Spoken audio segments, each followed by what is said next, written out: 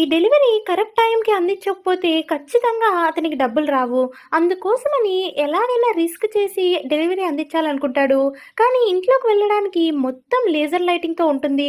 ఒక్క చిన్న తప్పడుగేసినా అతను ఇంకుండడు. లక్కీగా అతను ఆ లేజర్ లైట్‌ల నుంచి ఈజీగా తప్పించుకుంటాడు.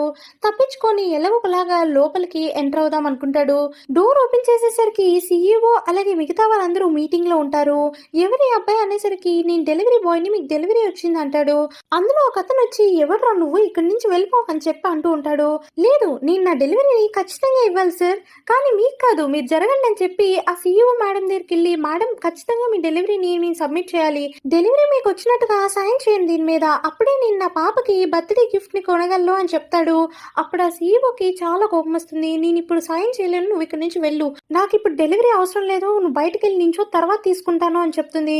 దాంతో అతను లేదు లేదు నేను ఖచ్చితంగా ఇది సైన్ చేయండి, నేను ఎలాగైనా తీసుకెళ్ళాలి, నాకు డబ్బులు వస్తాయి అప్పుడే నేను నా కూతురికి గిఫ్ట్ కొనగలను అని చెప్తూ ఉంటాడు.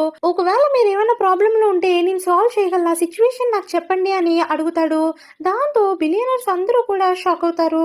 నన్ను నమ్మండి నేను ఖచ్చితంగా సాల్వ్ చేయగలను, మీకు అంతకన్నా ఆప్షన్ కూడా లేదు అని చెప్తాడు. దాంతో ఆ సీఈఓ నేను 10 సెకండ్లు ఇస్తాను, ఎలా సాల్వ్ చేస్తావో చెప్పు అంటే వెంటనే ఆ అబ్బాయి మీరు ఇప్పుడు పెట్టిన ఇన్వెస్ట్మెంట్స్ అన్ని కూడా విత్డ్రా చేసుకోండి, మీకు కొత్తగా వచ్చే ప్రాజెక్ట్స్ కి ఏవైతే ఫండ్స్ వస్తాయో వాటికి సైన్ చేయండి, అప్పుడు ఖచ్చితంగా మీ ప్రాబ్లం సాల్వ్ అవుతుంది, అలాగే మీ కంపెనీ కూడా నిలబడుతుంది అని చెప్తాడు. ఒకవేళ మీకు పెద్ద పెద్ద క్లయింట్స్ కావాలంటే నేను హెల్ప్ చేస్తాను అనేసరికి ఆ అమ్మాయి ఓకే చెప్పి సైన్ చేసి ఆ అబ్బాయిని అక్కడి నుంచి పంపించేస్తుంది. అప్పుడే ఆ అబ్బాయి బయటకు వెళ్ళేసరికి ఒక కాల్ వస్తుంది. కన్స్ట్రక్షన్ సైట్ నుంచి వర్కర్స్ అందరూ ఫోన్ చేసి ఖచ్చితంగా మీరు రండి సార్ ఇక్కడికి అని చెప్పి అంటూ ఉంటారు. వాళ్ళందరినీ ఎవరో కొట్టేసి ఉంటారు. ఎవరు మిమ్మల్ని ఇలా చేసింది అనేసరికి వాళ్ళ కార్లో చూపిస్తారు మీ వైఫే ఇలా చేసింది అని. అప్పుడు వాళ్ళ వైఫ్ కార్ నుంచి బయటకు దిగుతుంది. దిగిన వెంటనే నేను ఇతన్ని పెళ్లి చేసుకోవాలనుకుంటున్నాను అని చెప్తుంది.